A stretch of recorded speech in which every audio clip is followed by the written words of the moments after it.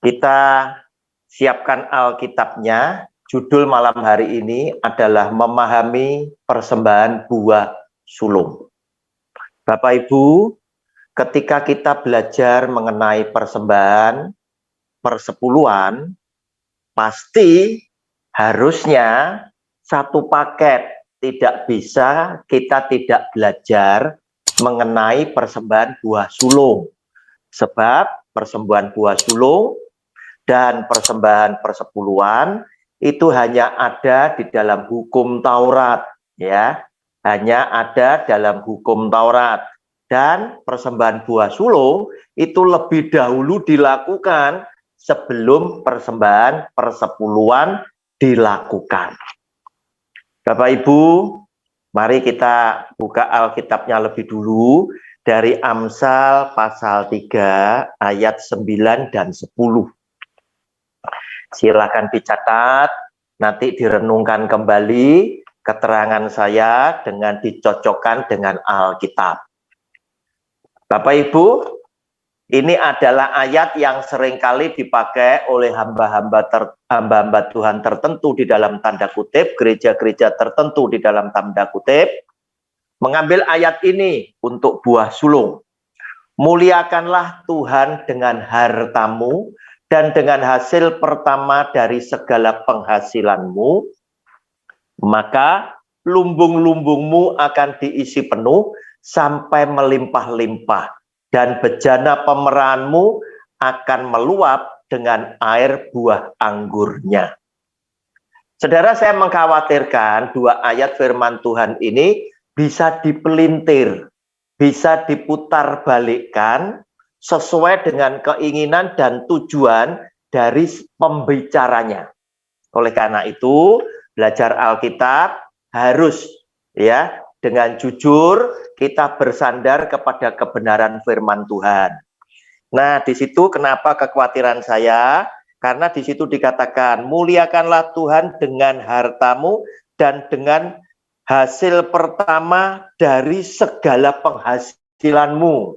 Nah, saudara, kata segala penghasilanmu itu, kata segala itu bukan semuanya loh, saudara. Itu ada batasan-batasannya. Kenapa? Karena saya ingin buktikan lebih dulu ya. Yang dimaksud oleh Amsal 3 ayat 9 dan 10 itu, apakah itu benar yang termasuk hukum Taurat?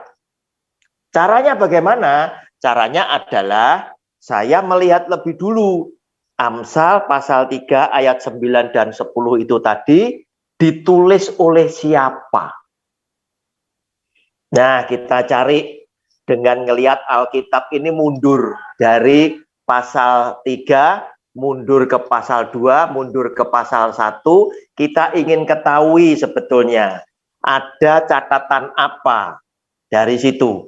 Ternyata setelah kita lihat, kita menemukan di Amsal pasal 1 ayat yang pertama itu berkata begini. Amsal Salomo bin Daud, Raja Israel. Nah, berarti ini adalah tulisan daripada Salomo. Sedangkan Salomo adalah raja setelah Daud yang setia menjalankan hukum-hukum Tuhan, meneladani Daud papahnya. Berarti Salomo juga karena masuk di dalam perjanjian lama, mereka-mereka yang ada di dalam perjanjian lama sebetulnya adalah orang-orang yang memang pada zaman mereka hidup masih dituntun oleh hukum Taurat.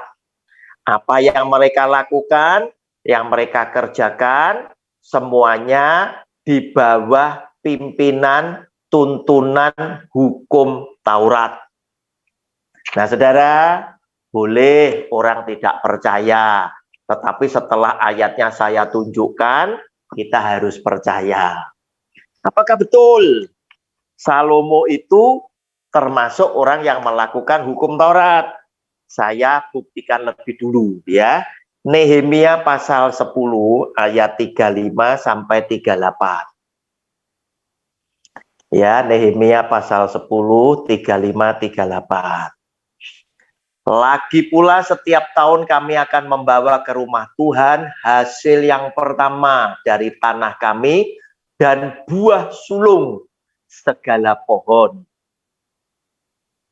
Pun kami akan membawa ke rumah Allah kami, yakni kepada para imam yang menyelenggarakan kebaktian di rumah Allah kami, anak-anak sulung kami dan anak-anak sulung ternak kami, seperti tertulis dalam kitab Taurat. Garis bawahi saudara, yang dipersembahkan adalah hasil tanah, ya, terus kemudian hewan ternak, ya. Jadi semua penghasilan itu tadi itu mengacu kepada ini, bukan semuanya seperti ditafsirkan seperti di zaman sekarang. Juga anak-anak sulung, lembu kami dan kambing domba kami. 37, 38.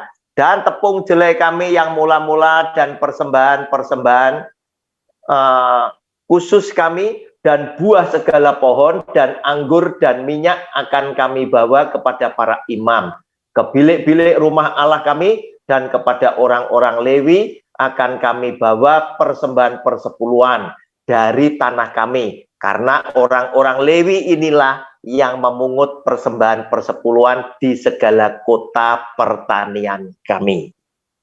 38. Seorang imam anak Harun akan menyertai orang-orang Lewi itu bila mereka memungut persembahan persepuluhan, dan orang-orang Lewi itu akan membawa persembahan persepuluhan daripada persembahan persepuluhan itu ke rumah Allah kami, ke bilik-bilik rumah perbendaraan kami. Bapak Ibu, berarti ya Amsal yang pasal 3 ayat 9, dan dengan hasil pertama dari segala penghasilan. Segala penghasilan itu adalah yang terkait dengan pertanian dan peternakan saja.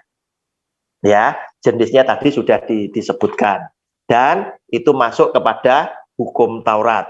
Sekarang kita lihat apakah betul ya Salomo itu melakukan semuanya, hidupnya itu berdasarkan dengan hukum Taurat.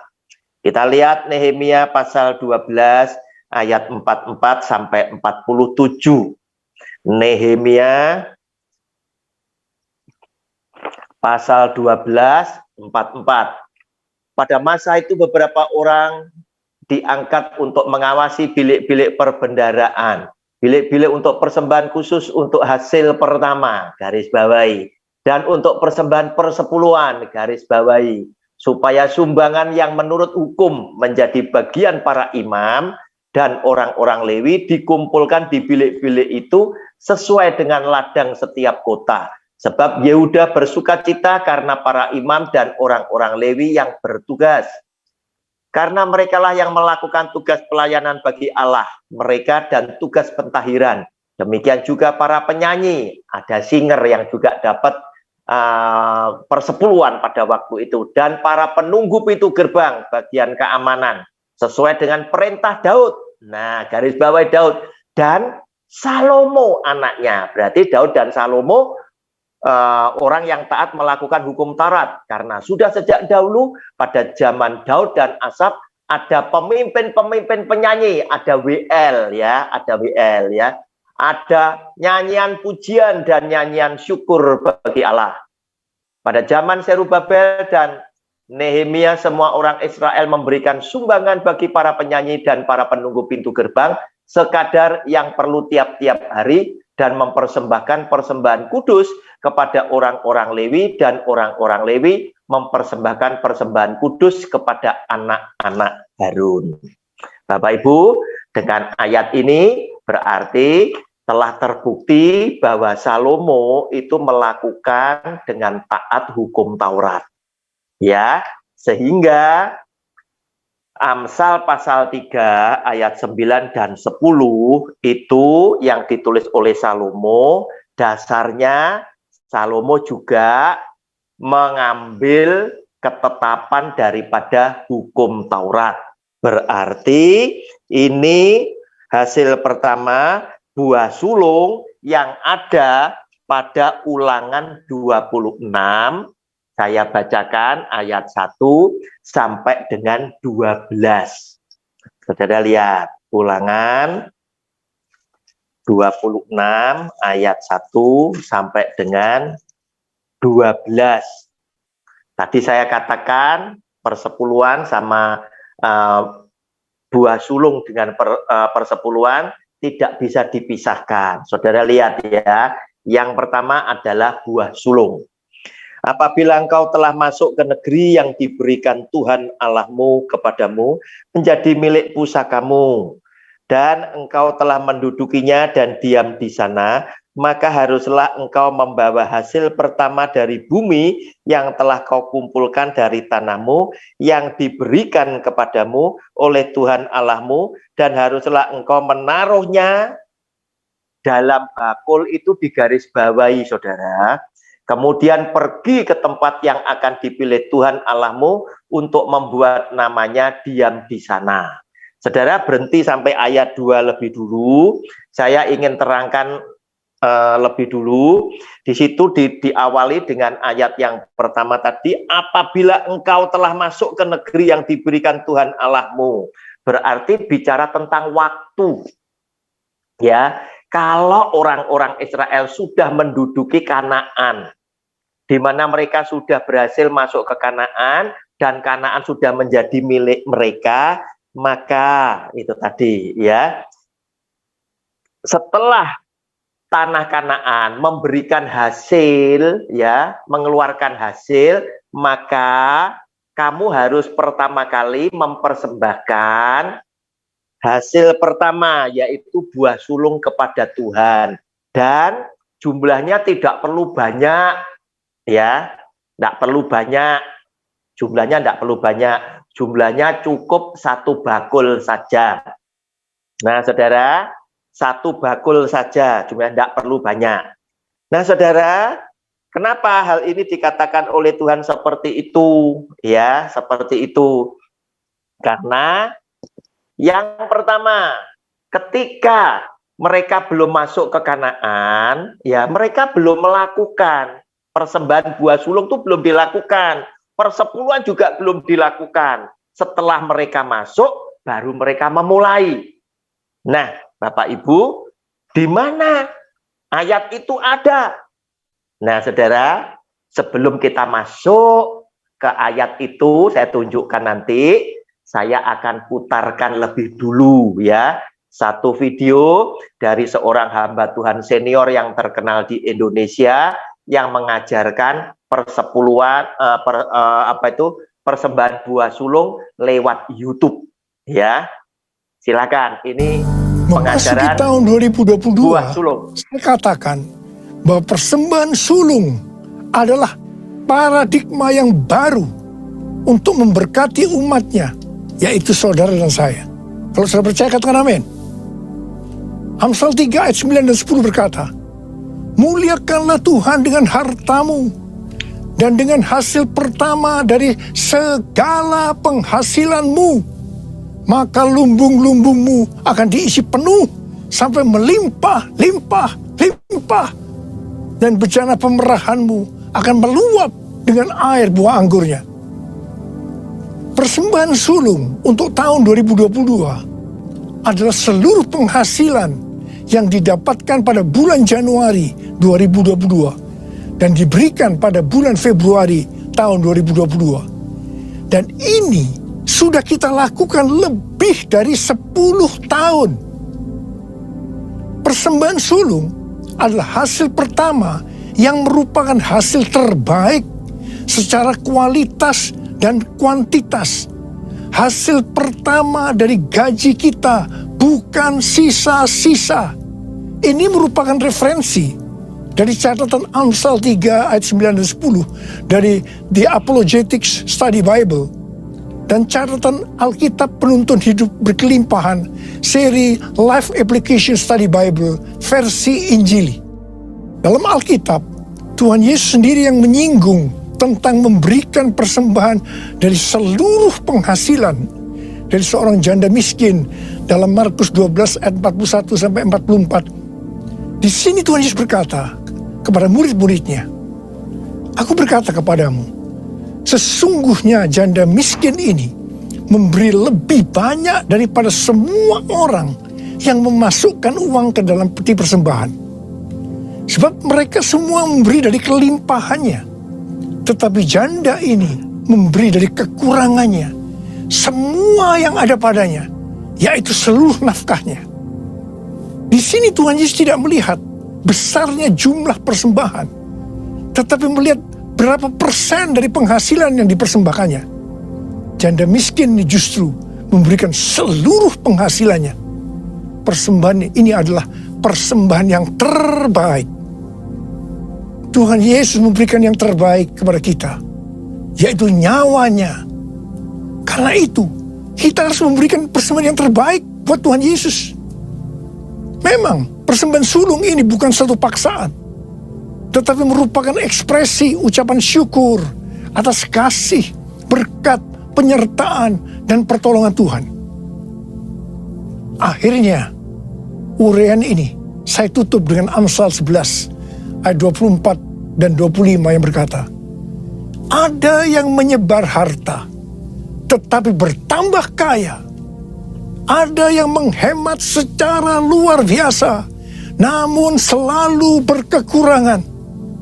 Siapa banyak memberi berkat, akan diberi kelimpahan. Siapa memberi minum, ia sendiri akan diberi minum. Saya berdoa agar setiap kita bisa memahami dan menghidupi paradigma yang baru. Stop, oke. Bapak Ibu, itulah pengajaran tentang persembahan buah sulung yang disampaikan oleh Pendeta Insinyur Niko. Nah saudara, pastilah ketika kita mendengarkan, ada yang taat, ada yang menjerit. Aduh, Tuhan kok seperti ini, memberikan beban yang luar biasa beratnya. Karena di dalam pengajaran beliau jelas mengatakan, seluruh penghasilanmu di bulan Januari 2022, gajimu dan segala macam, semuanya, bukan sisa-sisa, semuanya, engkau persembahkan untuk bulan Februari. Demikian berjalan terus, dan gereja Pak Niko sudah menjalankan kurang lebih 10 tahun. Nah Bapak Ibu, dengan apa yang tadi saya jelaskan, tidak sama. Sekarang terserah dengan Anda mau ikut kepada firman Tuhan yang tertulis, atau Anda ikut dengan keterangan yang tidak ada di dalam Alkitab. Tadi saya sudah katakan, sudah saya buktikan kan, Mazmur, Amsal pasal 3, ayat 9 dan 10, itu ternyata tulisan Salomo. Berarti Salomo itu pasti terilhami dengan hukum Taurat. Nah, kalau itu hukum Taurat, karena buah sulung dan persepuluhan adanya cuma di hukum Taurat, berarti ini yang dimaksudkan di dalam Amsal 3 ayat 9 dan 10 adalah buah sulung yang ditulis di Ulangan 26. Oke, sebelum kita lihat video kedua, saya lanjutkan dulu ya, supaya tidak terputus ya. Nah, kemudian ini ditaruh di dalam bakul. Berarti tidak perlu banyak Tuhan.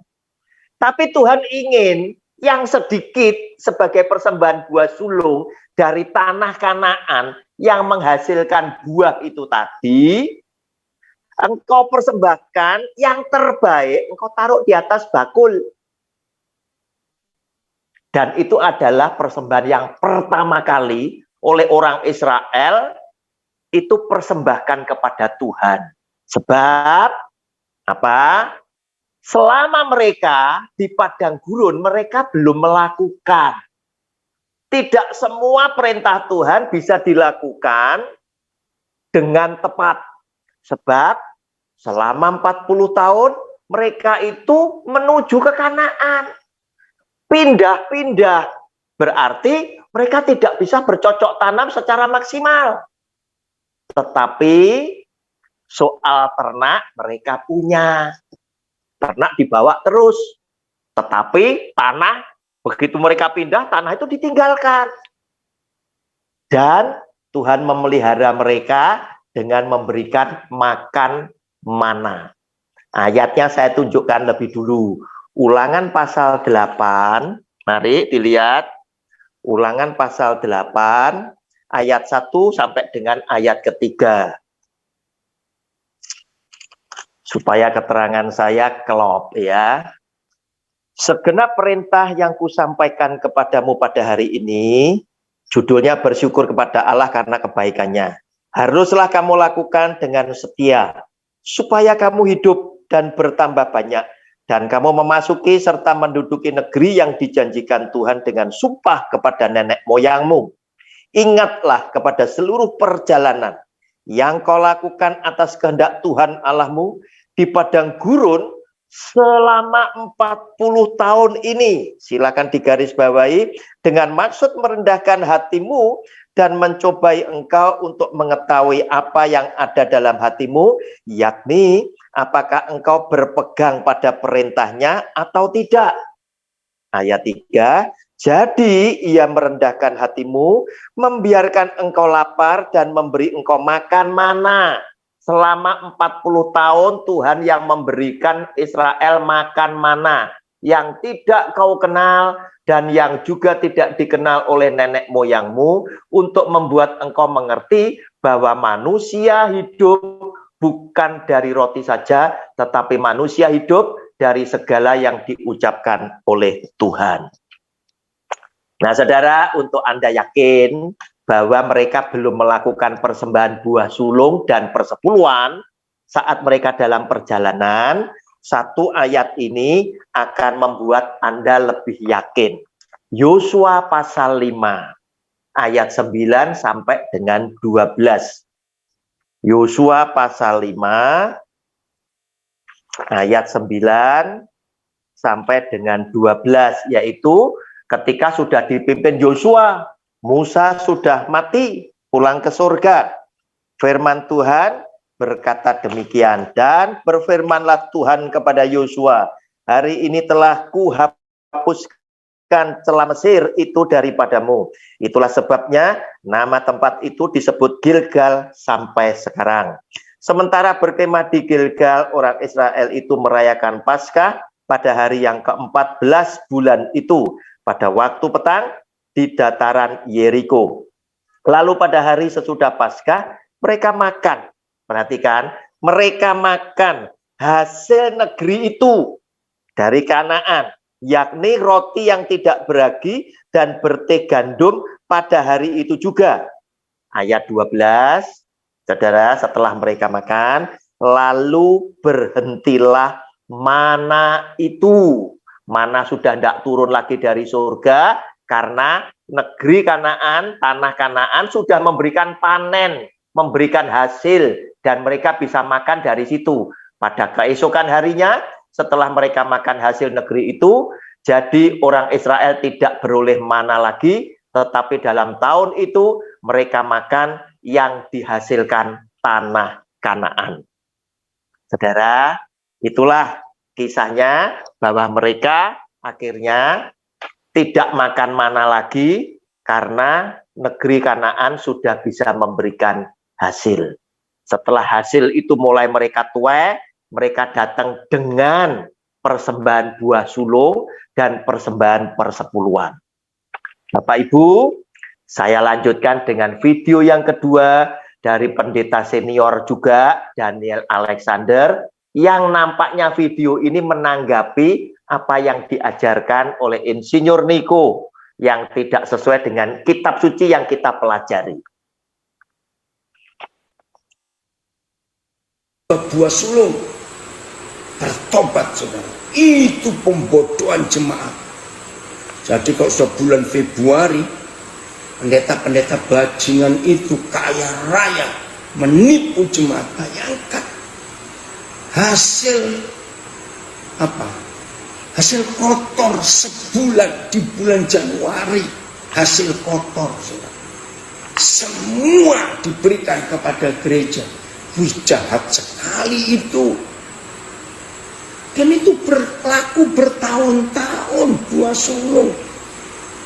Itu kan zaman perjanjian lama. Sudah nggak ada lagi di zaman sekarang. Oh Tuhan tolong. Guru-guru palsu itu sangat rakus. Tolong ya. Jangan memberikan, wah sudah terlambat. Ini Februari sudah mau habis. Ya tahun depan lah, jangan berkasih lagi, awas ya. Nah, Bapak Ibu, inilah tanggapan dari Pendeta Daniel Alexander. Beliau mengatakan dengan nada kalimat yang sangat keras, karena apa? Memang kita yang lebih junior ya, kita lebih baik ngelihat Alkitab. Ternyata memang berbeda. Firman Tuhannya tidak pernah mengatakan semua hasilmu, tidak pernah. Tetapi Tuhan bilang di dalam firman Tuhan tadi, Ulangan 26 ayat yang kedua, itu cukup seberkas, cukup ditaruh di bakul, ya, cukup ditaruh di bakul. Berarti jumlahnya tidak banyak dan diberikan ya kepada imam untuk sebagai wakilnya daripada Allah. Jumlahnya tidak banyak. Tetapi apa yang tadi diajarkan lewat video dari Insinyur Niko, itu semua hasil kotor tadi. Seluruh gajimu. Jadi dengan arti kata lain, seandainya Bapak Ibu berusaha, ya, mulai berusaha, tanam padi, punya lahan padi 1 hektar. Anda tanami, kemudian memberikan hasil panen. Panen pertama 1 hektar sesuai dengan ajaran video tadi harus Anda persembahkan. Itu yang diajarkan tadi. Nah, padahal firman Tuhannya tidak bilang seperti itu. Firman Tuhannya hanya bilang bawa kepada Tuhan sebakul, taruh dalam bakul. Berarti jumlahnya tidak banyak. Nah, untuk membuat Anda yakin, saya tunjukkan Imamat 23 ayat 10 ya. Imamat 23 ayatnya yang ke-10. Berbicaralah kepada orang Israel dan katakan kepada mereka, apabila kamu sampai ke negeri, ya, lihat, apabila itu bicara waktu, apabila kamu sampai ke negeri yang akan kuberikan kepadamu. Nah, pada waktu firman Tuhan ini disampaikan, mereka belum sampai. Dan kamu menuai hasilnya, maka kamu harus membawa seberkas, garis bawahi. Berarti seberkas tadi ditaruh di bakul. Seberkas hasil pertama dari penuaianmu kepada imam. Bapak Ibu, jelas ya, jumlah daripada persembahan buah sulung itu tidak banyak. Sedikit saja, tetapi pilihkan yang terbaik untuk Tuhan. Nah, saudara, ketika mempersembahkan buah sulung, itu dalam rangka apa? Ternyata Tuhan ngajari. Dalam Ulangan 26, saya bacakan mulai ayat 3 secara cepat sampai 11. Dan sesampainya kepada imam yang ada pada waktu itu, haruslah engkau berkata kepadanya, aku memberitahukan pada hari ini kepada Tuhan Allahmu, bahwa aku telah masuk ke negeri yang dijanjikan Tuhan dengan sumpah kepada nenek moyang kita, untuk memberikannya kepada kita. Maka imam harus menerima bakul itu dari tanganmu dan meletakkannya di depan mezbah Tuhan Allahmu. Kemudian engkau harus menyatakan di hadapan Tuhan Allahmu. Demikian, disuruh bersaksi, saudara. Bapakku dahulu seorang Aram, seorang pengembara. Ia pergi ke Mesir dengan sedikit orang saja dan tinggal di sana sebagai orang asing. Tetapi di sana ia menjadi suatu bangsa yang besar, kuat dan banyak jumlahnya. Ketika orang Mesir menganiaya dan menindas kami dan menyuruh kami melakukan pekerjaan yang berat, maka kami berseru kepada Tuhan, Allah nenek moyang kami. Lalu Tuhan mendengar suara kami dan melihat kesengsaraan dan kesukaran kami dan penindasan terhadap kami. Lalu Tuhan membawa kami keluar dari Mesir dengan tangan yang kuat dan lengan yang teracung, dengan kedahsyatan yang besar dan dengan tanda-tanda serta mujizat-mujizat.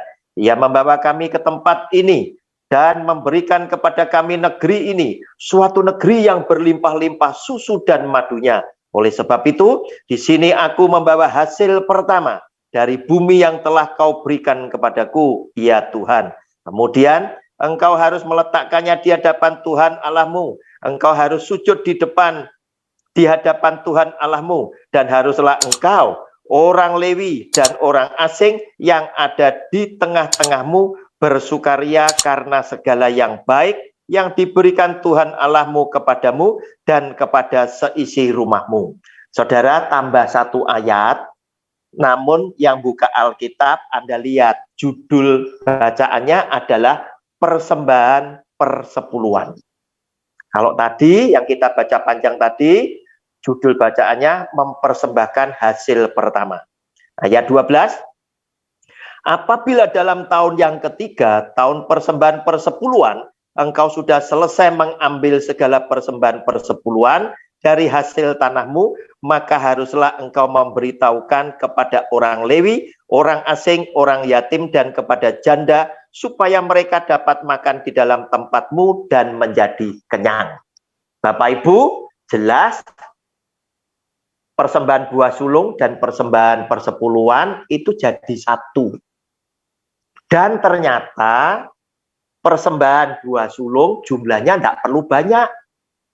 Cukup seberkas ditaruh di bakul yang terbaik, diserahkan imam, oleh imam ditaruh di depan mezbah Allah. Kemudian yang mempersembahkan harus bersaksi. Saksinya isinya apa? Mereka mengucap syukur terima kasih adanya hari ini karena pertolongan Tuhan. Sebab dulunya kami adalah orang Aram yang mengembara dan lain sebagainya.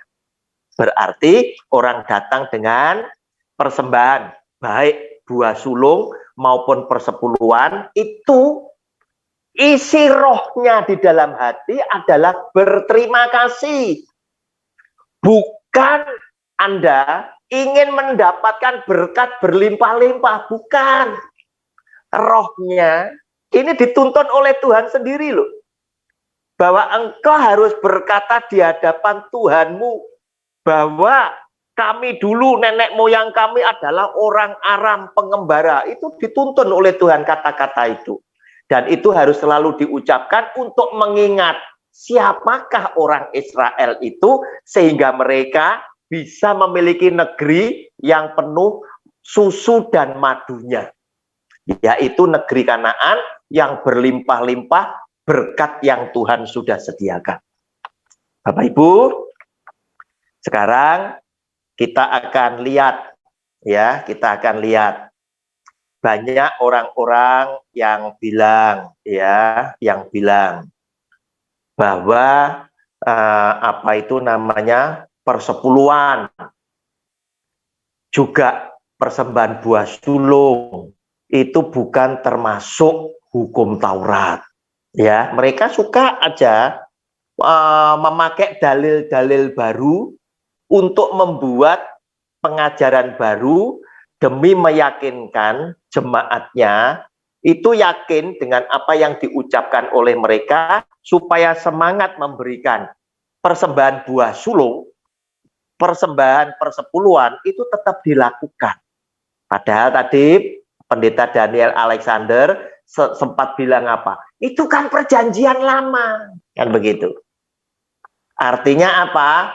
Memasuki perjanjian baru, persembahan, persepuluhan dan buah sulung sudah tidak perlu dilakukan lagi. Sebab saya mengingatkan lebih dulu.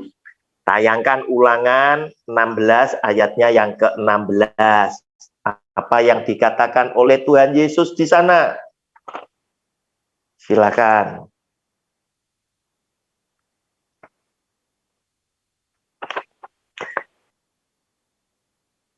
Lukas 16 ayat 16.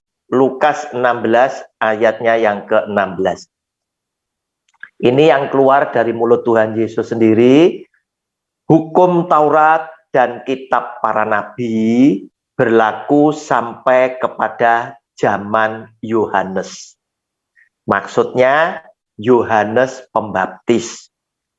Nah, saudara, kenapa? Karena Tuhan Yesus ingin agar supaya hukum Taurat yang dulu dipakai menuntun bangsa Israel, sekarang dengan datangnya Dia, penuntun itu sudah tidak perlu lagi, karena iman Tuhan Yesus yang akan menuntun Anda dan saya sebagai seorang gembala yang baik, itu sudah datang. Sehingga sudah tidak diperlukan lagi hukum Taurat. Caranya bagaimana? Caranya Dia berkenan menjadi kutuk atas hukum Taurat di atas kayu salib. Gantikan saudara dan saya yang tidak mampu melakukan hukum Taurat yang jumlahnya 613. Dan harus dilakukan 613 secara sempurna. Sehingga dengan demikian Dia mati di atas kayu salib, maka Rasul Paulus itu berkata dengan pengajarannya, Efesus pasal 2 ayat 15.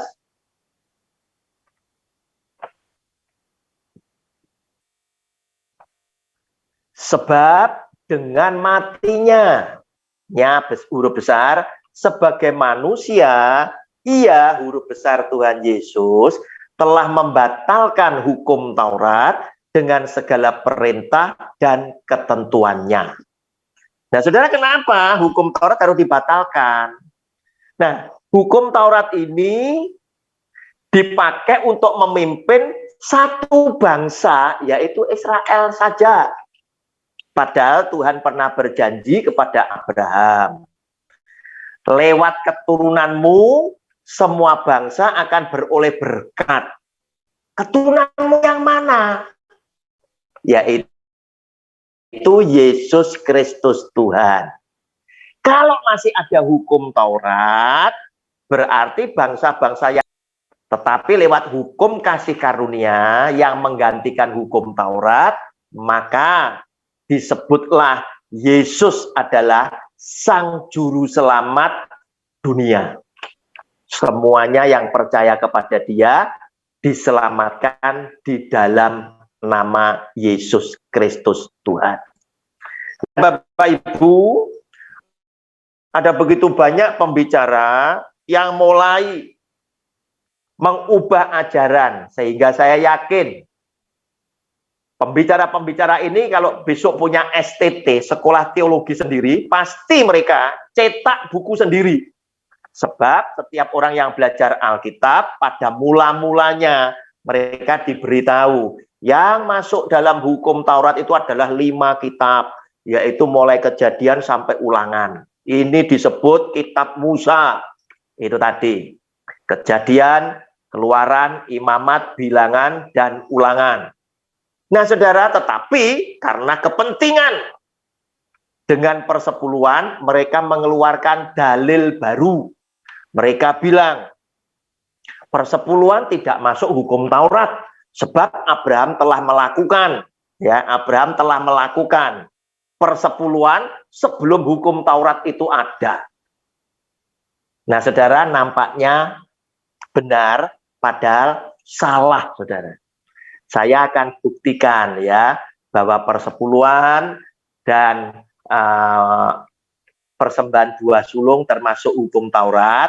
Nggak usah repot-repot, pakai ayat Alkitab. Mari kita baca bersama-sama, perhatikan. 2 Tawarikh pasal 31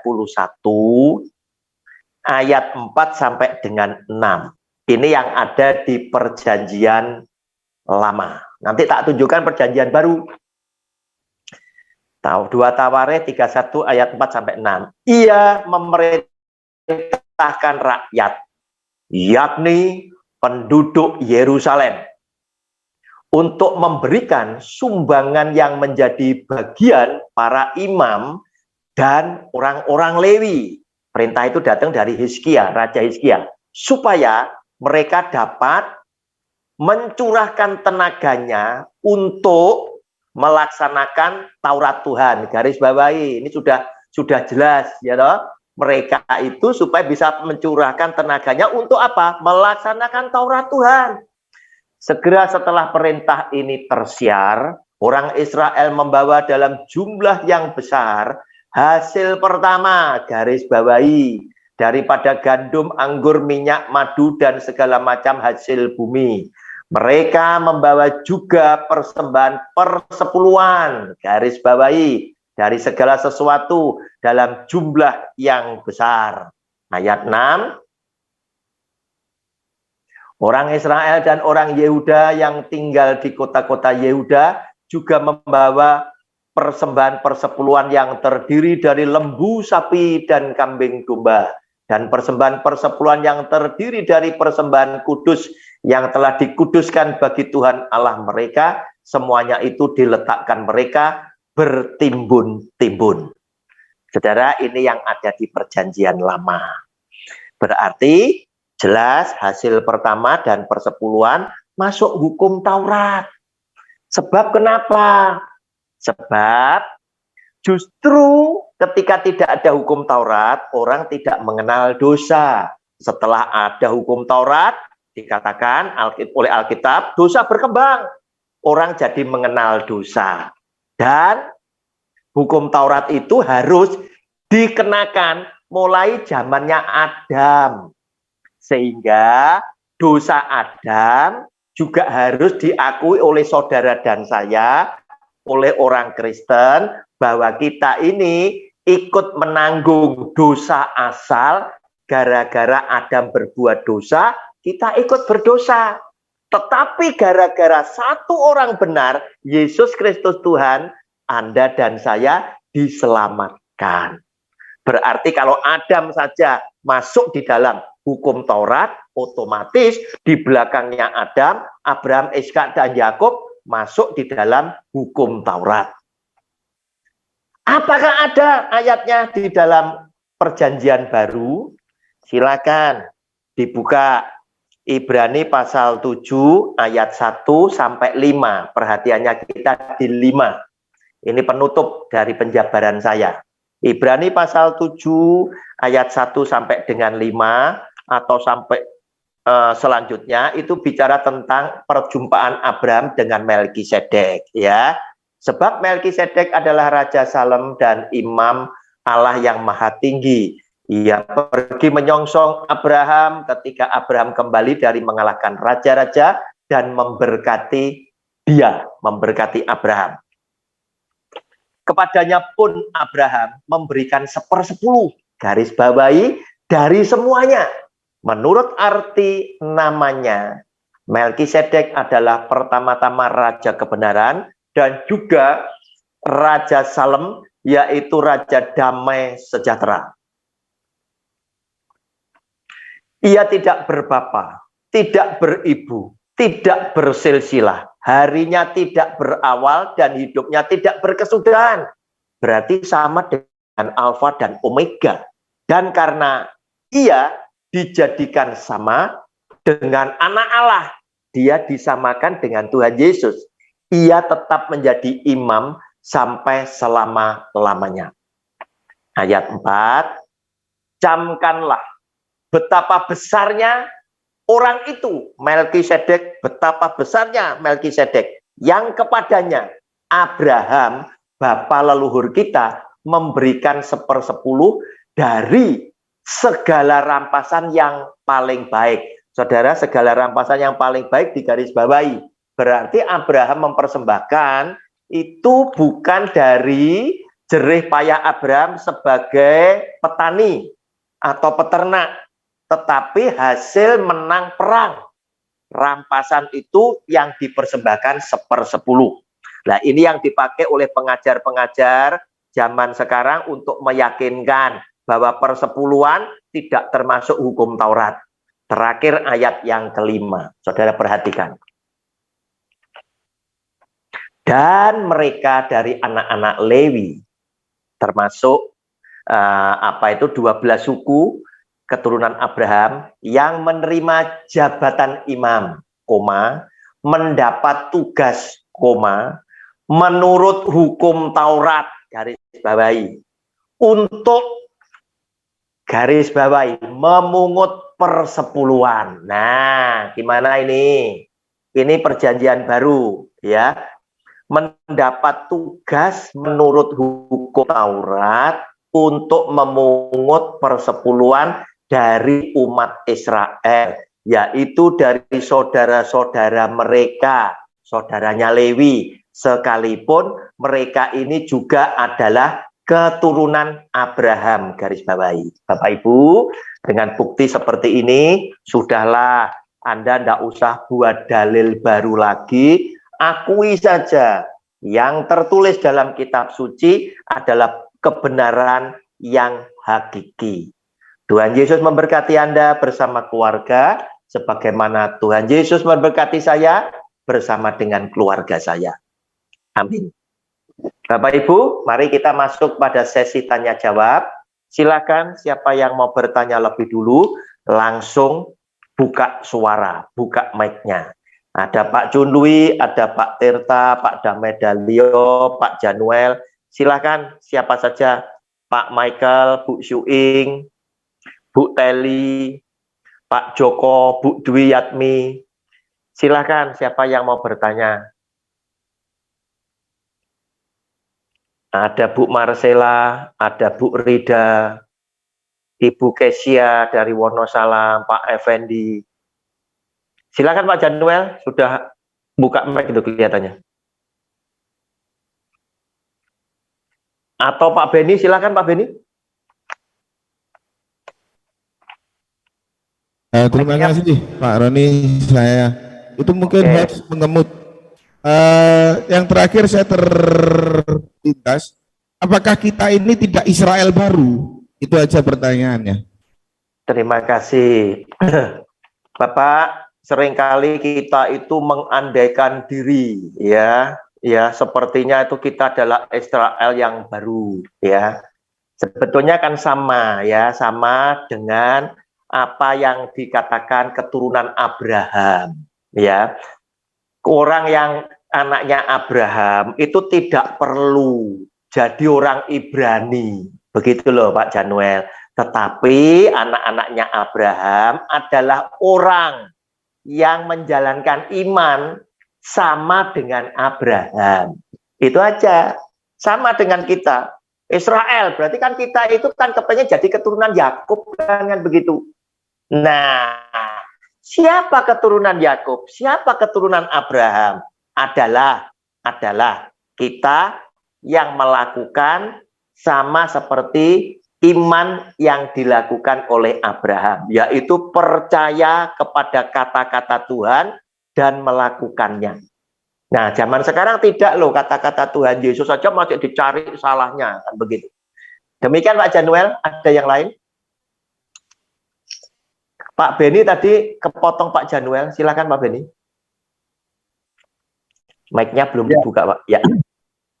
Ya, pertanyaan saya agak menyimpang sedikit masalah ini. Lukas 16:18 ini. Memang nyimpang sedikit. Tapi Lukas, ini 16:18. Lukas 16:18. Iya, oke. Silakan ditanyakan. Masalahnya kan ya, banyak orang yang sudah cerai, terus dia nikah lagi. Nah ini kan dilematis juga pendeta ini. Kalau ingin nikah. Ya. Ini maksud saya ini, ada sinode yang tidak membolehkan, ada yang masih repot lah kita. Juga serba repot gitu loh, sebagai pendeta. Ya. Pertanyaan saya ini, apakah boleh kita lakukan gitu loh, Pak Roni? Agak menyimpang sedikit, mohon maaf. Oke, terima kasih. Tapi menyimpangnya ini justru mendatangkan pemikiran yang baru, Pak. Ini saya pernah bicara secara personal dengan seorang hamba Tuhan. Kalau tidak salah Pak Michael atau siapa ya. Nah, ayatnya tak bacakan supaya jelas ya. Setiap orang yang menceraikan istrinya, lalu kawin dengan perempuan lain, ia berbuat zina. Dan barang siapa kawin dengan perempuan yang diceraikan suaminya, ia berbuat zina. Nah, sekarang muncul persoalan, kan begitu ya, muncul persoalan. Istri yang diceraikan ini, dia kan butuh pendamping di tengah-tengah hidup yang semakin sulit. Apalagi sebagai seorang perempuan, kadang penuh dengan banyak kelemahan. Dia butuh ditopang secara ekonomi, dia butuh dilindungi, dan lain sebagainya, macam-macam pertimbangannya. Kemudian dia ketemu dengan pasangan yang cocok. Nah, Alkitab menulis di situ, ya, bahwa perempuan yang diceraikan suaminya, siapa yang kawin, ya, dengan perempuan yang diceraikan suaminya tadi, itu termasuk zina juga. Dilema buat seorang gembala. Kebetulan, katakanlah itu jemaatnya kita. Terus gimana? Saya boleh tidak memberkati, atau saya tetap harus berkata, ini tidak boleh, ini kamu zina. Nah, padahal ketika kita bilang ini zina, akhirnya ujung-ujungnya, kalau dia tetap mau menikah, kita tidak bisa apa-apa loh. Gembala tidak bisa nyetop loh. Sebab manusia sejak diciptakan, dia langsung diberi kehendak bebas, free will tadi. Termasuk Adam. Adam, jangan kamu makan ya, buah di tengah-tengah taman. Nanti mati. Loh, Adam punya free will, punya kehendak bebas. Akhirnya apa? Adam memilih memakannya dibandingkan dengan dia mematuhi Allahnya. Tuhan tidak intervensi loh. Dosa yang besar ini tadi, ini sangat besar, itu mempengaruhi dunia.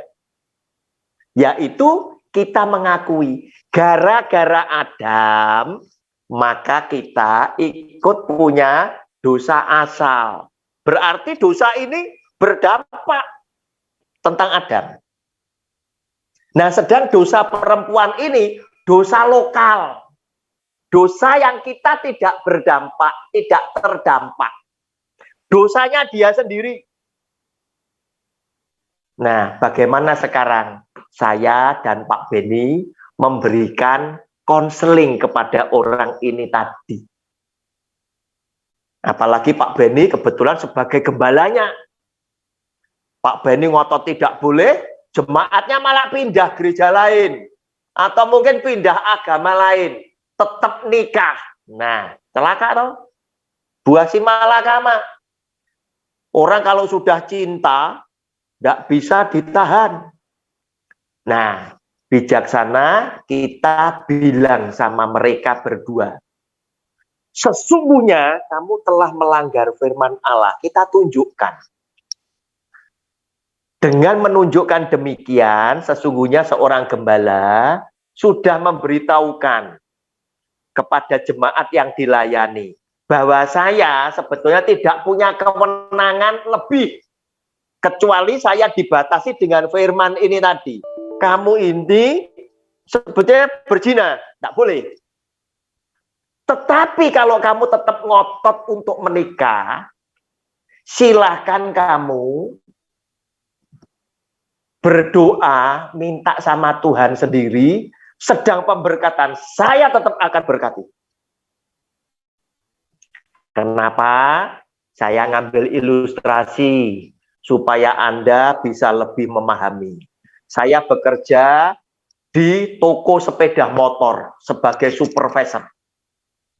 Saya dikasih tahu oleh bos saya, Pak Roni, untuk Anda boleh ngasih diskon sampai dengan 750.000. Dari harga ini potongan 750.000. Silakan. Datang Pak Beni sahabat saya, minta harga murah. Sudah saya berikan sama 750, tak kene kabeh Pak Beni. Pak Beni bilang, bulatkan 1 juta. Saya bilang Pak Beni, saya ndak bisa. Tapi kalau Anda tetap ngotot, mari saya bawa ke ruang belakang ini loh bos saya. Silahkan tanya sendiri. Inilah ilustrasi saya. Saya akan pastoral mereka kamu salah. Karena apa? Kamu melanggar firman Tuhan. Tetapi kalau engkau tetap ingin menikah, nasihat saya, pakai ini sebagai pelabuhan yang terakhir. Silahkan kamu berdua berjanji, berdoa sendiri kepada Tuhan. Sedang berkat, karena itu diperintahkan oleh Tuhan. Berkat tetap saya berikan. Sebab apa? Berkat saya tidak berhak untuk menahan. Karena Tuhan memerintahkan kita memberkati, termasuk orang yang menganiaya kita. Apalagi jika yang ternyata yang sedang kita hadapi adalah korban seorang istri yang diceraikan. Sebetulnya dia adalah orang yang tidak bersalah. Karena dia diceraikan oleh suami yang ingin menikah dengan perempuan lain. Dia kena dampak efek karambolnya saja. Namun kita berpikir bijaksana. Kalau saya tetap ngotot tidak mau memberkati, dia resikonya apa? Dia pindah gereja atau dia pindah agama dan dia tetap menikah. Demikian Pak Beni, itu yang sering saya sampaikan kepada teman-teman hamba Tuhan lainnya. Terima kasih. Ada yang lain? Terima kasih Pak Beni. Silakan yang lain. Saya menanggapi Pak. Silakan Pak. Ya. Perceraian itu. Ya. Kita baca di dalam Matius pasalnya yang ke-12. Ya. Ayatnya sebentar, Matius pasal 12 ayatnya yang keempat. Ayatnya yang keempat, ya. Ya, Matius 12 ayatnya keempat.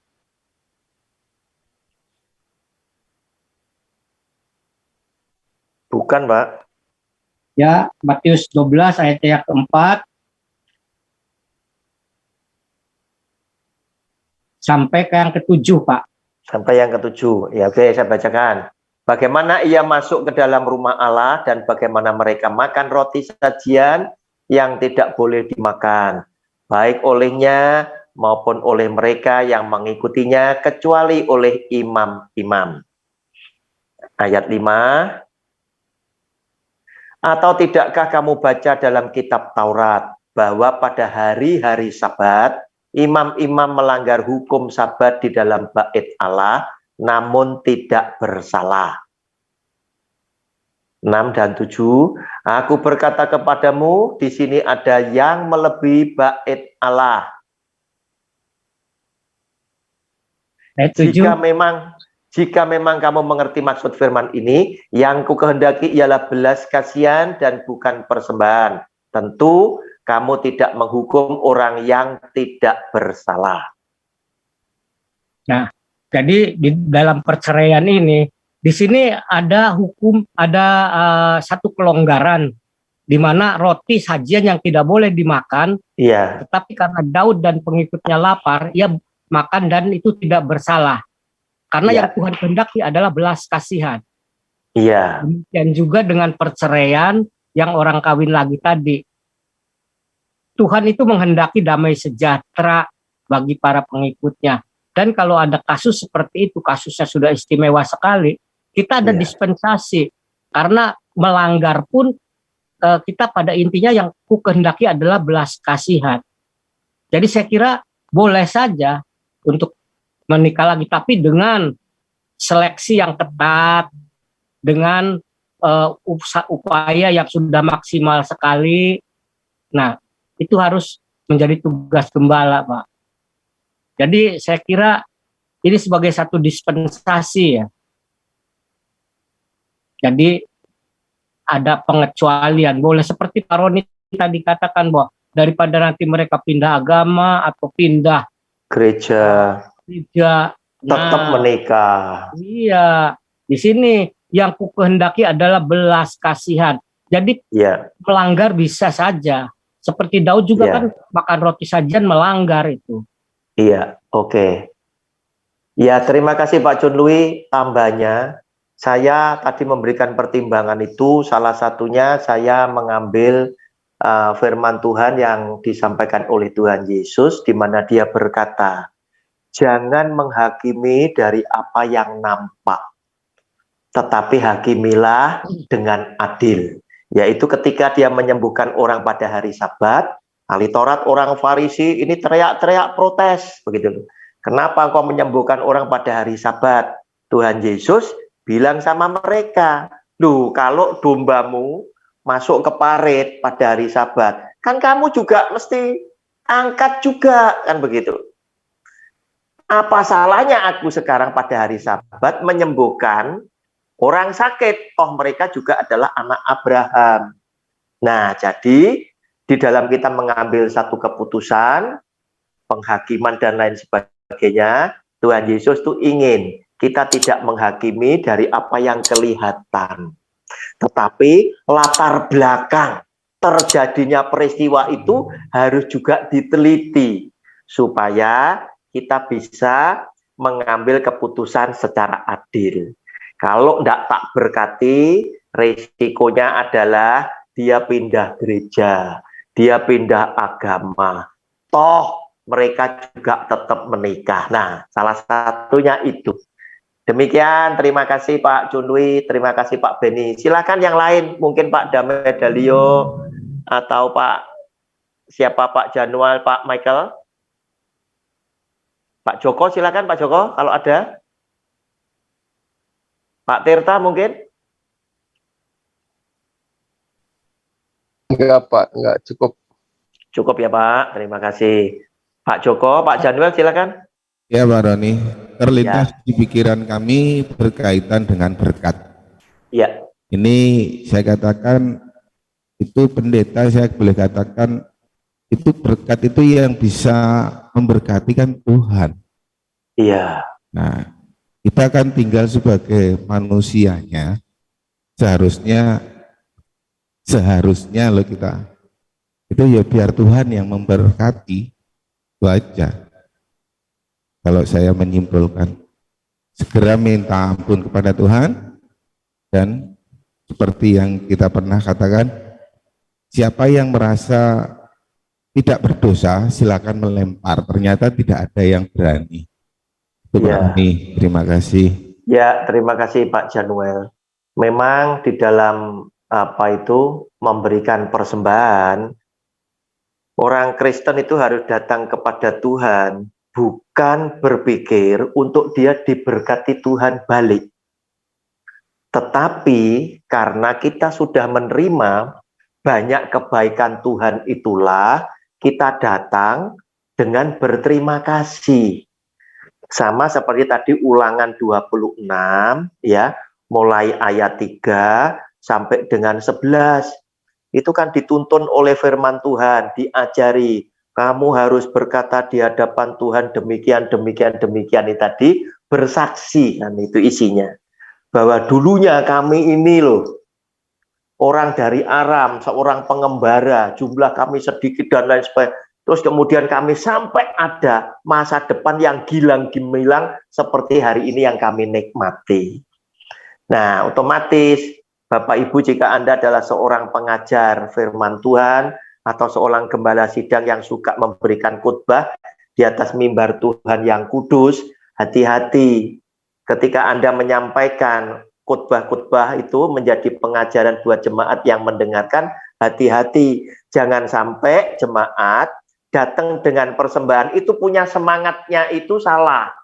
Semangatnya karena Anda ajarkan salah, mereka mempersembahkan dengan harapan nanti dikembalikan 30 kali lipat, 60 bahkan 100. Salah. Lihat persembahan yang mereka belum lakukan loh. Ya, di Ulangan 26 itu belum melakukan loh, baru diajari. Baru diajari. Mereka melakukan persembahan pertama itu di zaman Yosua pasal 5 tadi. Sehingga mana berhenti. Di Ulangan 26 mereka masih makan mana selama 40 tahun. Otomatis mereka belum bisa mempersembahkan buah sulung maupun persepuluhan. Karena Tuhan yang masih memberikan makan mereka dengan mana. Tetapi oleh Tuhan sudah diajari dengan semangat apa engkau datang kepada Tuhan dengan persembahanmu untuk berterima kasih. Nah, di sini sekarang jadi rusak. Banyak pendeta yang memberikan semangat bahwa Tuhan adalah Allah yang tidak pernah berhutang. Maka Tuhan akan mengembalikan persembahanmu berlipat-lipat kali ganda. Nah, ini kan jadi semangatnya salah. Oke, silakan. Ada yang lain? Pak Damed Dalio mungkin ada? Pak Michael? Ya, kalau tidak ada saya mau kasih sedikit ya Pak, Silakan, pemahaman. Pak. Ya, Pemahaman. silakan. Kita baca di dalam Ulangan pasal 26 ayatnya yang kedua, Pak. Oke, saya bacakan. Silakan, Pak Fran. Maka haruslah engkau membawa hasil pertama dari bumi yang telah kau kumpulkan dari tanahmu yang diberikan kepadamu oleh Tuhan Allahmu, dan haruslah engkau menaruhnya dalam bakul. Kemudian pergi ke tempat yang akan dipilih Tuhan Allahmu untuk membuat namanya diam di sana. Nah, kemudian jadi persembahan itu harus dibawa ke rumah yang akan dipilih oleh, ke tempat yang akan dipilih oleh Tuhan untuk membuat namanya besar di sana. Kemudian kita baca di dalam Ulangan pasal 12 ayatnya yang ke-5 sampai yang ke-11, Pak. Oke. Ini cukup panjang, Pak. Ulangan 12 ayat 5 sampai 11. Ya. Tetapi tempat yang akan dipilih Tuhan Allahmu dari segala sukumu sebagai kediamannya untuk menegakkan namanya di sana, tempat itulah harus kamu cari dan kesanalah harus kamu pergi. Kesanalah harus kamu bawa korban bakaran dan korban sembelihanmu, persembahan persepuluhanmu dan persembahan khususmu, korban nasarmu dan korban sukarelamu, anak-anak sulung lembu sapimu dan kambing dombamu. Di sanalah kamu makan di hadapan Tuhan Allahmu dan bersukaria, kamu dan seisi rumahmu, karena dalam segala usahamu engkau diberkati oleh Tuhan Allahmu. Jangan kamu melakukan apapun yang kita lakukan di sini sekarang, yakni masing-masing berbuat segala sesuatu yang dipandangnya benar. Sebab hingga sekarang kamu belum sampai ke tempat perhentian dan ke milik pusaka yang diberikan kepadamu oleh Tuhan Allahmu.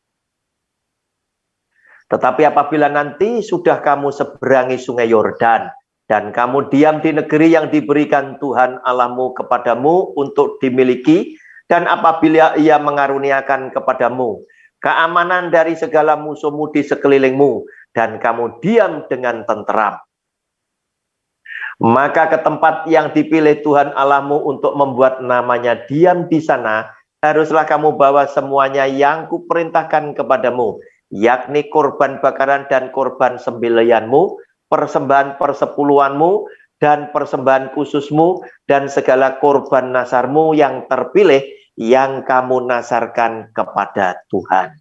Jadi di sini persembahan-persembahan itu harus dibawa ke tempat yang akan dipilih oleh Tuhan Allahmu, yaitu ke tempat bait Allah, di mana bait Allah akan didirikan. Jadi selama bait Allah belum didirikan, dia tidak akan membawa persembahan-persembahan itu ke sana. Nah, kemudian kapan itu bait Allah itu didirikan? Kita baca di dalam 1 Raja-Raja pasal 6 ayat yang pertama. 1 Raja-Raja pasal 6 ayat pertama. Dan terjadilah pada tahun ke-480 sesudah orang Israel keluar dari tanah Mesir, pada tahun ke-4 sesudah Salomo menjadi raja atas Israel, dalam bulan Sif, yakni bulan yang kedua, maka Salomo mulai mendirikan rumah bagi Tuhan. Nah, jadi di sini bahwa jelas selama 480 tahun mereka itu belum mempersembahkan sebagaimana ditentukan oleh hukum Taurat. Iya. Karena syaratnya itu harus dibawa ke tempat di mana rumah Tuhan itu berdiri. Jadi selama rumah Tuhan itu belum berdiri, kamu tidak boleh membawa itu membawa acara Persembahan, itu ke, iya. iya, jadi selama 480 tahun itu mereka itu masih berbuat menurut apa yang mereka anggap benar aja. Jadi Iya, belum iya, seperti sesuai dengan hukum Taurat. iya. Jadi mereka itu mempersembahkan persembahan, sukarela dan lain sebagainya itu nanti setelah 480 tahun itu, setelah Bait Allah itu Ada. selesai. Iya. Jadi itu saja pemahamannya, Pak. Ya, terima kasih Pak Junwi, terima kasih banyak. Silakan Bapak Ibu yang lain, Pak Michael, silakan Pak. Ada?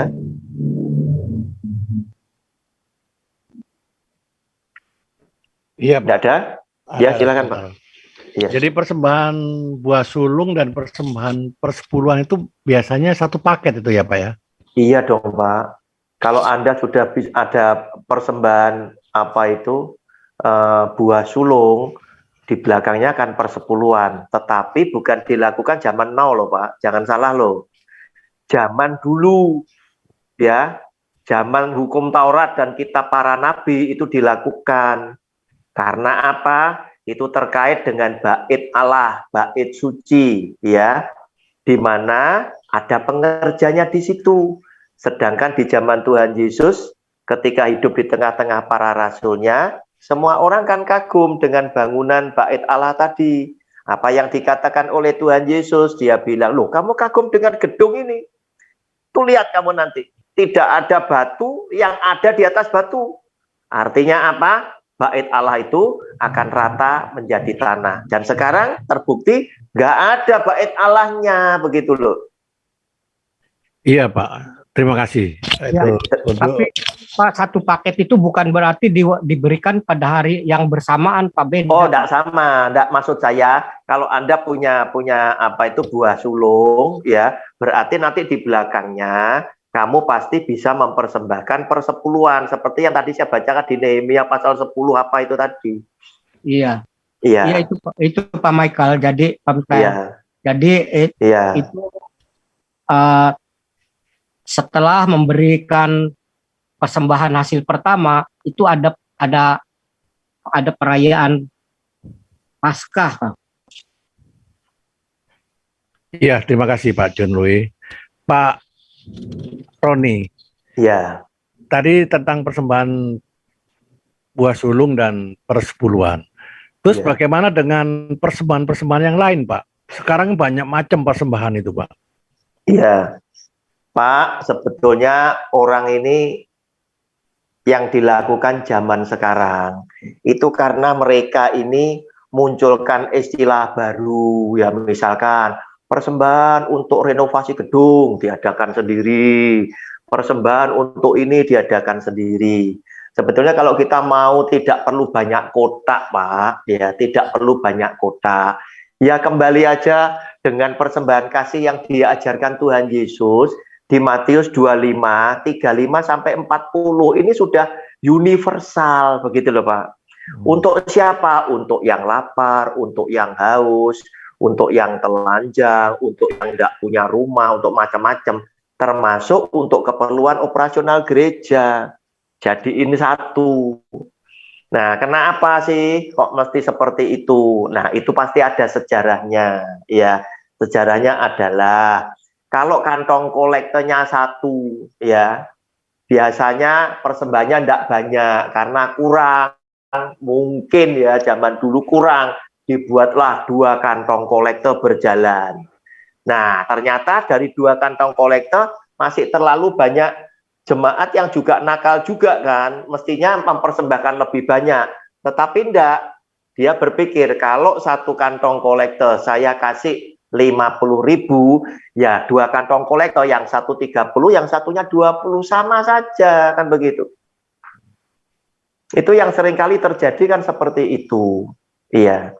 Padahal zaman mula-mula Tuhan Yesus kantong kolektor tidak pernah beredar. Yang ada peti kotak persembahan di mana janda miskin itu memasukkan.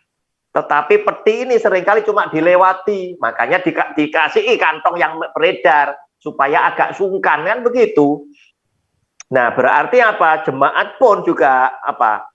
Karakternya tidak baik juga gitu loh.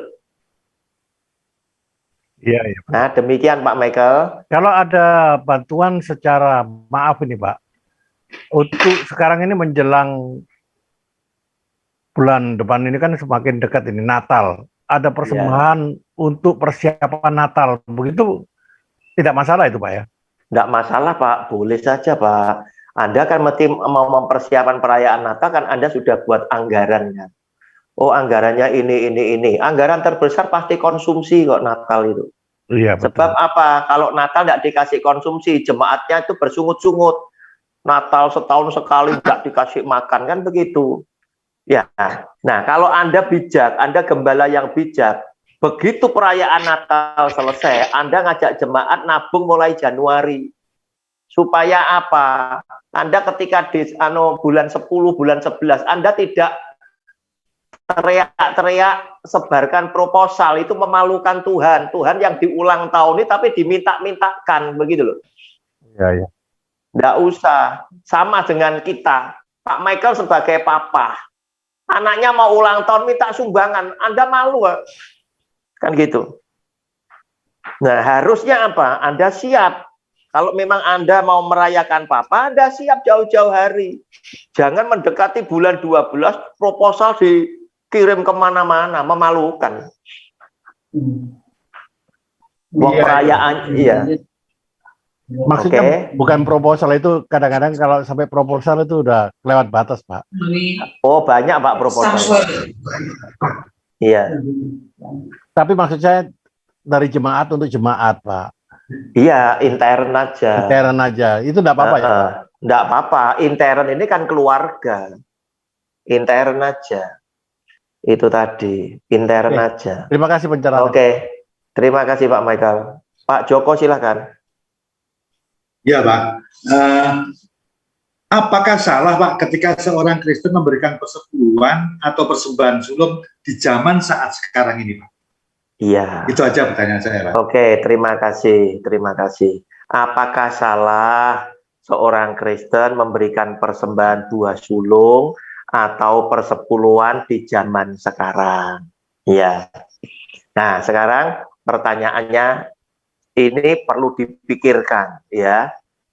Kalau Yesus Kristus Tuhan sudah bilang hukum Taurat itu berlaku sampai dengan zamannya Yohanes, terus Anda tetap lakukan zaman sekarang. Ya, kira-kira itu kita menghormati, menghargai Kristus yang datang menyelamatkan kita atau tidak? Itu aja pertimbangannya. Dia loh jelas bilang tidak usah dilakukan. Karena apa? Karena hukum Taurat dan kitab para nabi berlaku sampai dengan zamannya Yohanes Pembaptis, titik. Nah, terus kemudian Anda muncul nih terus ya. Munculnya istilah persepuluhan ini Anda munculkan. Nah, otomatis ini kan sama dengan upaya Anda menghidupkan. Betul ya? Anda menghidupkan lagi yang harusnya sudah tidak perlu ada. Anda hidupkan lagi.